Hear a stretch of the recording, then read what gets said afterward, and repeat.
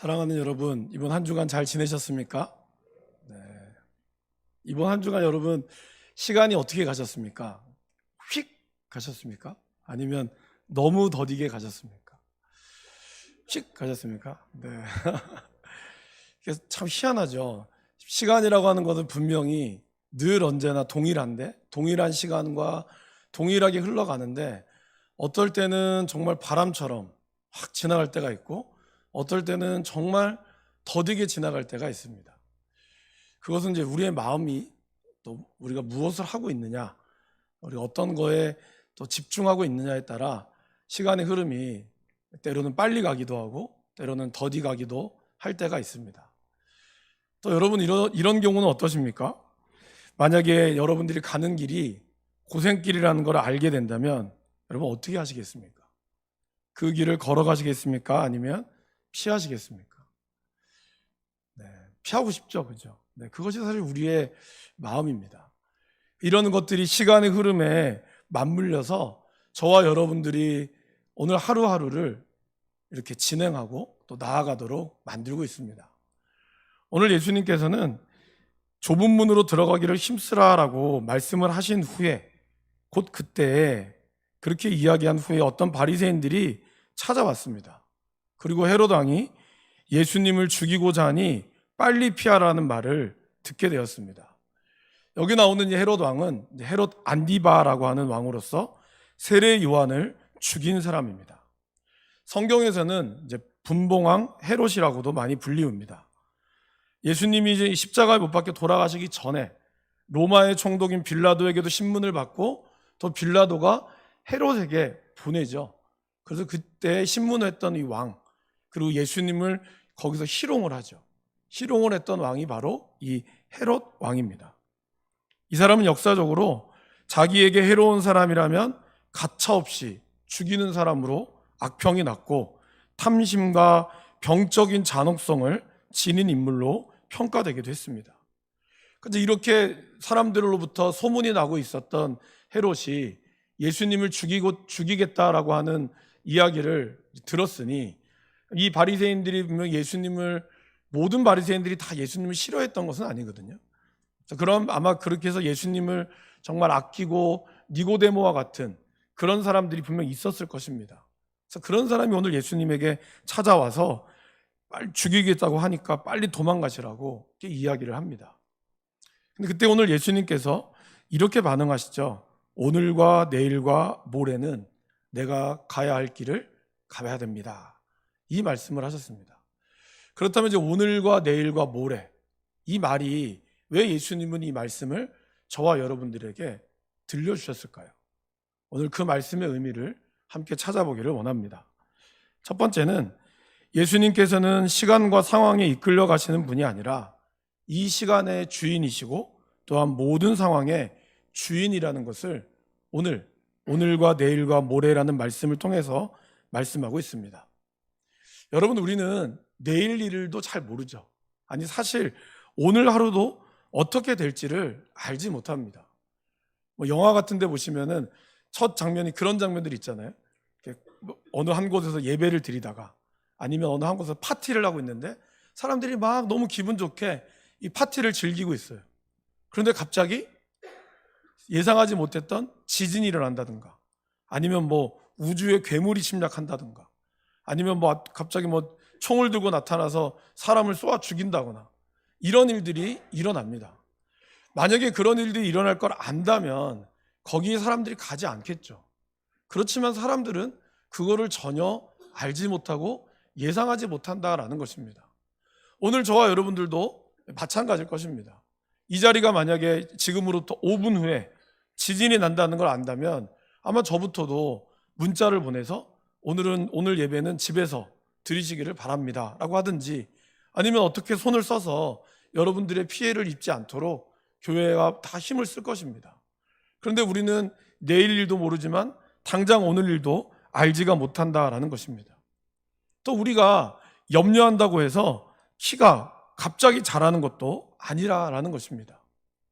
하지만 하나님은 어떤 일도 우연히 행하지 않으시고 절대 실수하지 않으시는 분이다 라고 성경은 우리에게 말씀하고 있습니다. 그리고 하나님이 창조하신 모든 것에는 이유가 있다라고 이야기합니다. 어떤 생물과학자가 이런 이야기를 했습니다. 생물과학에서 얻을 수 있는 모든 정보는 그 핵심 사안, 즉 우주는 삶과 인류를 근본 목표와 목적으로 가진 전체, 그리고 현실의 모든 것이 각각 그 의미와 이유가 있는 전체로 특별히 설계된 것이다. 이렇게 이야기합니다. 말이 좀 복잡한데 그것을 성경은 우리에게 이렇게 표현하시죠.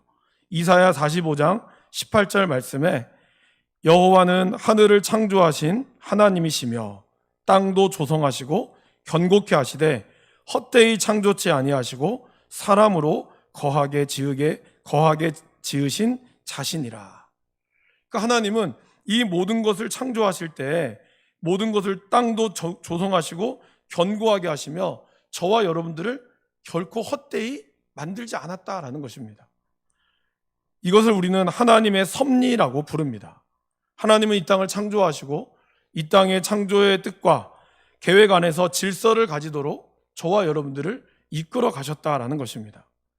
그래서 이러한 하나님의 섭리, 하나님께서 시간의 주인이라는 것을 아셨던 예수님께서는 헤롯 왕이 당장 나를 죽일 거라고 하는 그 시간 앞에서도 굴복하지 않으셨다라는 것입니다. 왜냐하면 이 시간을 이끌어 가신 하나님께서 저와 여러분들과 오늘과 내일과 모레를 책임져 주실 것을 알고 계셨기 때문이다라는 것입니다. 그러기에 여러분, 우리의 인생을 인도하시는 그 하나님께서 저와 여러분들과 늘 함께 하심을 믿으시기를 바랍니다. 예수님은 임마누엘의 하나님 되셔서 이 땅에 오셨습니다. 그건 뭘 뜻할까요? 저와 여러분들이 어제나 오늘이나 내일이나 변함없이 함께 하신다라는 것을 의미합니다. 그것이 여러분들의 위협이나 사고나 불행이 우리를 덮칠 거라고 우리가 염려하지 않기를 간절히 바랍니다. 예수님은 죽음의 권세를 이기셨습니다. 그러기에 예수님을 믿는 저와 여러분에게 죄와 사망의 어두움이 지배하지 못하도록 하나님은 우리를 보호하시고 이끄실 것입니다. 그래서 그 하나님께서 우리를 위해 가지고 계신, 저와 여러분들이 가지고 계신 그 뜻을 분명히 이루실 것을 믿으시기를 간절히 바랍니다. 두 번째는 예수님께서 오늘과 내일 모레 걸어가시겠다고 하는 뜻은 끝까지 순종하시겠다라는 의미가 있습니다. 오늘 바리새인들이 이야기할 때 예수님이 그렇게 말씀하시죠. 오늘과 내일은 내가 귀신을 쫓아내고 병을 고치다가 제3일에는 일을 마무리할 것입니다. 완성할 것입니다. 이 말씀을 하셨어요. 예수님은 하나님께서 자신을 이 땅에 보내신 이 목적에 대해서 분명히 알고 계셨습니다. 그리고 자신의 죽음과 부활에 대한 것을 온전히 이해하셨어요. 사실 예수님이 이 땅에 오신 것은 그냥 예수님이 갑자기 태어나신 것이 아니죠. 창세기 때부터 그리고 모세와 선지자들을 통하여 예수님의 탄생은 계속해서 예언되어 내려져 오고 있었습니다. 이사야의 말씀에, 스가랴의 말씀에, 모세를 통하여 온갖 선지자들을 통하여 예수님이 이 땅에 오셔서 또한 죽으시고 3일 만에 부활할 것이라는 것을 성경은 이미 신구약은 전체가 그러한 예수님의 이야기로 가득 차 있다라는 것입니다. 예수님은 그것을 온전히 알고 계셨고 그것을 온전히 이해하고 계셨습니다. 그러기에 예수님은 하나님이 이 땅에 오신 시간의 주인 되신 그분께서 나의 시간을 책임져 줄 것이고 나는 나에게 주어진 이 시간을 내가 주님께서 주신 사명을 감당하겠다라고 고백하면 되는 것입니다. 예수님은 어떻게 하셨습니까? 자신을 향한 위협이 있다 할지라도 하나님이 나에게 맡기신 사명, 곧 귀신으로 인하여 인생이 망가지고 깨진 영혼들, 육신의 병과 영혼의 병으로 고생하는 사람들을 고치시는 사역을 멈추지 않겠다라고 말씀하고 있습니다. 사랑하는 여러분, 하나님의 말씀에 순종하지 않는 사람들은 어떤 사람들일까요? 그것은요, 하나님께서 자신을 구원해 주신 것에 대한 분명한 확신이 없는 사람입니다. 이런 확신이 없어도 교회의 사역을 할 수 있습니다. 이런 확신이 없어도 교회의 직분을 받을 수도 있어요. 이것이 무서운 거죠. 우리는 이런 확신 없이도 교회 생활을 너무나 기쁘고 즐겁게 할 수 있습니다. 좋은 사람들과 함께 교제하며 이야기도 나눌 수 있습니다. 그리고 그렇게 열심히 일하면 또 사람들이 열심히 일하는 것으로 직분을 세울 수도 있습니다. 그러나 이런 분들은 어떤 사람들일까요? 자기의 소견에 옳은 대로 사역을 하기에 결국에는 그 끝은 실패할 수밖에 없다라는 것입니다. 대표적인 인물이 바로 사울 왕이었죠. 사울 왕은 하나님의 뜻보다는 백성들의 의견을 더 중요시 여겼습니다. 그래서 하나님이 사무엘을 통해서 모든 전리품을 진멸하라고 이야기했을 때 그는 불순종했습니다. 대답은 네 했지만 정작 전쟁에서 승리하고 자기 눈에 좋은 것을 보니까 그 안에 하나님이 더 좋은 것을 채워줄 거에 대한 믿음보다는 그 눈앞에 있는, 자기의 눈앞에 놓여있는 그 전리품에 자기의 눈이 돌아가고 말았다라는 것입니다. 이것을 알고 사무엘이 찾아와서 사울을 꾸짖었을 때에도 사울은 뭐라고 대답하죠? 지금은 내가 하나님 앞에 잘못했는데 하나님, 사무엘을 통하여 뭐라고 얘기했죠? 백성 앞에서는 제발 나의 체면을 좀 세워주십시오. 그에게 중요한 것은 하나님이 자신을 버렸다라는 그 사실보다 지금 당장 눈앞에 있는 백성들의 시선이 더 두려웠던 거예요. 하나님께 소명함을 받은 사람은 사람을 사랑하지만 사람을 의식하지 않습니다. 하나님 앞에 온전히 쓰임받기를 원하는 사람은 내가 하나님 앞에 온전히 순종하는 것에 더 중요하게 여긴다라는 것입니다. 예수님은 지금 당장 눈앞에 오는 위협, 헤롯의 그 잔혹함과 그리고 그 땅을 다스리는 헤롯 왕이 실제적으로 다스리는 헤롯의 위험 앞에 우왕좌왕하고 있는 사람들, 그래서 예수님을 생각하며 이야기하는 사람들의 위협을 알고 있었습니다. 아니, 예수님 자신이 죽음의 위협을 더 잘 알고 있었습니다. 그러기에 예수님은 제자들에게 내가 죽을 것이라는 것을 3번이나 말씀하셨다라는 것입니다. 그러나 그럴 때 예수님은 어떻게 하셨습니까? 오늘과 내일, 모레 예수님의 일을 뚜벅뚜벅 걸어가셨다라는 것입니다. 그러면서 요한복음 13장에 예수님께서 세상에 있는 자기가 죽음을 가까워오는 줄을 아시고 세상에 있는 자기 사람들을 더더욱 사랑하시며 하나님의 뜻에 순종했다라는 것입니다. 사랑하는 여러분, 하나님께서 여러분들의 인생을 구원해 주시고 이끌어 주심을 믿으십니까? 그 부활의 소망이 저와 여러분들 가운데 있음을 믿으십니까? 그러면 우리는 우리 인생에서 내게 주어진 일을 오늘과 내일, 모레 뚜벅뚜벅 걸어가시면 됩니다. 내가 비록 지금 당장 내 앞에 어려움이 온다 할지라도 그 어려움조차도 하나님의 계획 가운데 있음을 믿는다면 지금 하나님이 나에게 주시는 소명, 그것에 우리는 하나님의 뜻을 기대하고 온전히 그분께 기대는 인생, 그런 인생이 하나님 앞에 끝까지 순종할 수 있는 인생이다라는 것입니다. 우리 주님은 마지막까지 십자가에 못 박히셔서도 강도를 구원하셨던 것처럼 끝까지 그분은 그분의 하루의 일들을 잘 감당하셨습니다. 순종함으로 그 일을 감당하셨습니다. 저와 여러분들도 우리에게 주어진 그 하루의 순종함을 감당할 수 있기를 바랍니다. 이사야 26장 3절에서는 이렇게 이야기합니다. 주께서 심지가 견고한 자를 평강하고 평강하도록 지키시리니 이는 그가 주를 신뢰함이니라. 우리가 주님 앞에 나의 마음이 굳건히 서 있다면 어떠한 위협이 올지라도 하나님은 우리를 평강하고 평강하도록 지켜주실 것입니다. 주님이 주시는 이 평강이 저와 여러분들에게 가득하시기를 간절히 바랍니다. 3번째로 예수님은 자신의 길을 분명히 아셨습니다. 자신이 가야 할 길을 아는 사람은 흔들리지 않습니다. 사도 바울이 예루살렘으로 가려고 했을 때 아가보라고 하는 이 유명한 선지자가 바울이 예루살렘으로 가면 죽을 것이라고 예언을 했습니다. 모든 사람들이 그 예언을 듣고 다 만류했어요. 다 그들은 바울을 아끼는 사람이었기 때문입니다. 근데 바울이 이렇게 이야기하죠. 나는 주 예수님의 이름을 위하여 결박당할 뿐 아니라 예루살렘에서 죽을 것을 각오하였습니다. 그것이 자기에게 받은 사명이라는 것을 알고 있었다라는 것입니다.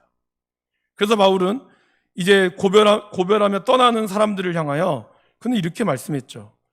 사도행전 20장 24절 말씀입니다. 우리 같이 한번 이 말씀을 읽어보실까요?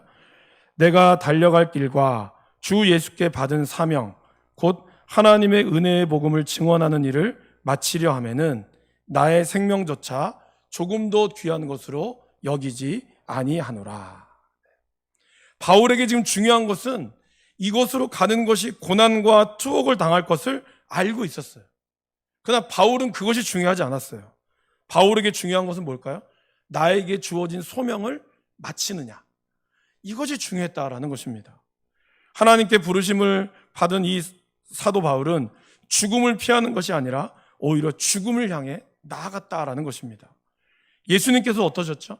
자신이 죽은 죽음의 자리, 헤롯의 위협에 굴복하지 않았던 이유는 뭘까요? 하나님이 자신의 시간을 이끄시는 분일 뿐만이 아니라 자신의 죽을 자리가 예루살렘이라는 것을 알고 계셨다는 것이죠. 이건 단순히 지리적인 예루살렘의 위치만을 이야기하는 것은 아닙니다. 사실 엄밀히 얘기하면 예수님이 돌아가신 것은 예루살렘이 아니죠. 예루살렘 바깥의 골고다 언덕이었습니다. 그러니까 예루살렘이라고 하는 이 상징적인 의미는 곧 하나님의 구원의 자리, 주님이 말씀하시는 그 소명의 자리에 자기는 물러서지 않는다라는 것을 이야기합니다. 사람들은 오히려 제가 아까 처음에 드렸던 질문 있죠. 사람들은 오히려 죽음의 길인 걸 알면 피하려고 합니다. 그래서 여러분 연초가 되면 점집에 사람들이 넘쳐나잖아요. 그럼 점집에 사람들이 점집 중에 용한 사람들은 뭐라 그러죠? 올해는 물을 피해 이런 거, 아니면 눈을 조심해 이런 거 있잖아요. 그런 사람들이 어떻게 하죠? 그 해는 절대로 물가를 가지 않아요. 수영장도 가지 않고 어떤 분은 심지어 목욕탕도 안 가요. 이러한 것으로 자기 자신의 죽음을 피하려고 합니다. 손 없는 날이 되면 이사를 가지도 않고요. 결혼을 앞두고 있으면 자기 자녀가 결혼을 앞두고 있고 나면 누가 장례가 나도 안 갑니다. 부정탄다고.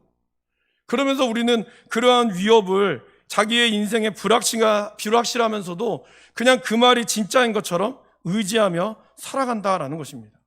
그러나 여러분, 하나님의 소명을 따르는 사람은 오히려 흔들림 없이 그곳을 향하여 나아간다라는 것입니다. 지금 우리의 이 다음 세대들에게 부는 어려움, 아마 뉴스를 많이 들어보셨을 거예요.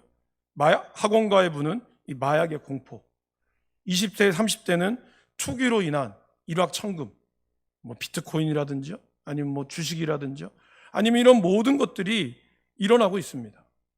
심지어는 좋은 대학에 들어갔음에도 불구하고 학생들의 50%는 또 자퇴를 한다 그러죠. 아니면 휴학을 한다 그러죠.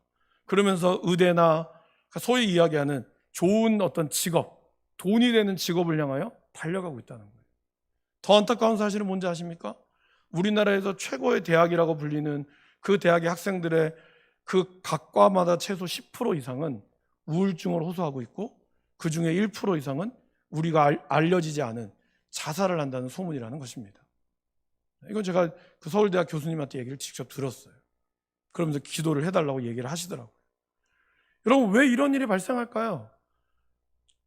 누구나 꿈꾸는 좋은 대학에 들어갔고 누구나 꿈꾸는 그러한 삶을 누릴 수 있음에도 불구하고 왜 많은 젊은이들이 그렇게 힘들게 공부했던 대학에 한 학기도 다니지 않아서 자퇴하고 또 다른 것을 향하여 학원으로 들어가서 또 공부하고 왜 이러한 인생의 낭비를 할까요?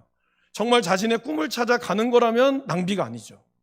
그러나 왜 그러한 낭비 아닌 낭비를 인생을 허비하며 그리고 그것이 안 되니까 영혼을 끌어모아서 빚을 지면서까지 어느 한 곳에 투자하고 그것 때문에 안 돼서 범죄를 저지르고 왜 이러한 악순환들이 우리 가운데 일어날까요? 얼마 전에 이번 주죠, 여러분. 서울에 있는 강남의 큰 교회 집사라고 하는 사람이 성도들을 다 끌어모아서 500억대의 사기를 했다는 소식을 혹시 뉴스에서 보셨습니까? 이 사람은 10년이 넘게 그 일을 했다고 하죠. 새벽 기도도 나오고 정말 열심히 말도 잘하고 인물도 좋고 그래서 거기 있는 성도들이 그분의 신앙을 의심하지 않았고 그분이 한테 돈을 맡기면 돈을 준다고 하니까 넘어간 거죠. 여러분, 이 집사가 문제였을까요? 제 집사도 아니죠. 사실은 여기에 빨려 들어간 모든 사람도 다 문제죠. 사기라는 걸 알았을 때 그렇게 이야기했다고 하죠. 나 경찰에 고발하면 당신 나로 인하여 세금 탈세한 거 내가 다 나도 고발하겠다고. 고발을 못한 거예요, 그동안. 그러니까 결국 그 사람한테 투자한 사람도 조금 넣어서 더 많이 배불리기 위하여 세금 안 내고 세금 피해 보려고 한 거예요. 안타깝지만 모두 다 똑같은 사람들입니다. 이것이 교회 안에 일어나고 있었다는 거예요. 왜 그럴까요, 여러분? 왜 그럴까요?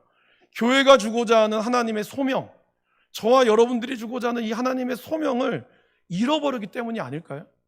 우리의 젊은이들이 소명을 잃어버리니까 부모님이 하자는 대로 가고 하고 싶은 거 하지 못하고 그냥 그렇게 끌려가니까 정신없이 왔는데 이제 대학에 딱 들어가서 정신을 차리고 보니 이 길이 맞나?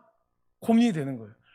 원래 이 길이 맞아서 들어가서 그때부터 날개를 펼쳐야 되는데 이때부터 날개를 다시 접고 시작해야 되는 거예요. 신앙생활도 하나님의 영광을 위하여 살아가는 것이 맞는데 뭔가 하나님의 영광보다는 예수 믿고 복을 받으려는 나의 초점이 맞춰지다 보니 우리가 가야 될 진정한 소명을 놓치고 말았다라는 것입니다. 사랑하는 여러분, 그러다 보니 사람들이 어떻게 할까요? 자신이 어디로 가야 될지 모르니까 다른 사람과 비교하며 내 인생을 소모합니다. 소명의식이 없으니까 용기도 생기지 않아요. 그냥 적당히 가려고 하는 거죠. 안전하게 살려고만 합니다. 그러니 여러분, 이번 초등학교 아이들이 꿈이 뭐냐? 이러면 빌딩 건물주가 돼서 그 건물 샘 받아먹고 살고 즐겁게 살고 싶다고 하잖아요. 그게 초등학교 3학년, 4학년에 많은 아이들은 아니지만 아이들의 한두 명, 두세 명 이상은 그렇게 얘기를 한다고 합니다. 여러분, 그것이 과연 이러한 소명, 이것이 하나님이 우리 인생 가운데 주는 소명일까요? 모험하려고 하지 않습니다. 소명을 따라 살아가지 않는 사람은 다른 사람을 기쁘게 하려는 가식의 짐을 살아가려고 한다라는 것입니다. 우리가 다른 사람을 기쁘게 해야 될 의무는 없어요, 여러분. 우리는 단지 자신의 있는 모습 그대로 그들을 가식 없이 사랑할 자유가 있을 뿐이라는 거예요. 근데 우리는 가식 없이 사랑할 자유를 누리기보다는 사람들에게 잘 보일 가식의 의무만을 들고 지금 신앙생활을 할 수도 있고 사람들에게 그렇게 보여주기 위하여 그렇게 애를 쓴다는 거예요. 왜 그럴까요? 하나님이 나에게 주는 소명을 모르기 때문이다라는 것입니다. 소명을 따라가지 않기 때문에 많은 일을 이루려다 하다 보니 시간에 속박된 인생을 살아갑니다. 주어진 시간에 무엇인가를 이루어야 하는 강박관념 때문에 그러기에 은퇴할 때가 돼도 놓지 못하는 거죠. 많은 목회자들이 놓지 못하고 내가 있어야지 돌아간다라는 착각합니다. 그러나 여러분, 예수님은 어떻게 하셨죠? 오늘 예수님이 오늘과 내일과 모레, 이 말에는요 인생의 한계가 있다는 것을 뜻하는 거예요. 3일에 완전해진다는 것은 육신이 가지고 있는 인생은 끝이 있다는 것을 이야기한다는 거죠. 그러나 완전하여 지리라는 이 말은 뭘까요? 비록 내 인생에 내가 져야 될 십자가의 인생의 끝은 있지만 나는 부활할 것이고 부활하는 것으로 끝나는 것이 아니라 이 나의 다음 세대들, 부활의 성령을 통하여 받은 부활의 증인들이 계속해서 또한 오늘과 내일과 모레를 이끌어 간다는 것을 말씀하고 있다는 거예요. 시대는 흘러가는 것처럼 예수님은 그렇게 우리에게 그 인생을 우리에게 보여주고 있다라는 것입니다. 오히려 예수님이 한탄하셨던 것은 무엇이었습니까? 34절에 예루살렘아 예루살렘아 부르고 있다라는 것이죠. 원래 예루살렘은 하나님의 도성이었고 하나님께서 얼마나 예루살렘을 사랑하셨는지 내가 암탉이 제 새끼를 날개 아래 모음같이 내가 너희 자녀를 모으려 한 일이 몇 번이냐. 그렇게 예수님은 우리를 모으시기를 원했다는 거예요. 그분의 품 안에 모으기를 원했지만 예루살렘이 거절했다는 거죠. 그들이 원하지 아니하고 오히려 예수님을 거부했고 예수님을 죽였다라는 것입니다. 이들은 메시아를 간절히 원했지만 정작 메시아인 예수님이 오셨을 때 그분을 받아들이지 않고 죽였습니다. 그런 예수님께서 이 예루살렘이 35절에 너희 집이 황폐하여 버린 바 되리라 라고 탄식하셨습니다. 실제로 예루살렘은 68년과 70년에 유대 전쟁으로 인하여 하나님의 심판으로 황폐해버리고 말았습니다. 그러나 예수님은 68년과 70년 후에 이야기만을 하는 것이 아니에요. 앞으로 이렇게 처절하게 탄식하신 이유는 역사적인 심판을 넘어서 마지막 때 그들이 하나님께 버림받고 영원한 멸망을 뜻하기 때문에 한탄하셨다라는 것입니다. 우리에게는 미래를 내다볼 수 있는 능력은 없습니다. 그러나 예수님을 믿지 않으면, 주님을 영접하지 않고 숨을 거두면 어디로 갈 것인지를 성경은 우리에게 분명히 말씀하고 있습니다. 아무리 내가 소중하게 여기는 사람들이 할지라도 복음을 받아들이지 못하면 결국 영원히 멸망받을 수밖에 없다라는 것입니다. 그것은 늦어서 후회해도 이미 늦다라는 것이죠. 지금은 구원의 때입니다. 암탉이 제 새끼를 날개 아래 모음과 같이 주님께서 우리를 모으고 있다라는 것입니다. 그러기에 우리는 이 때를 놓치면 안 된다는 거예요.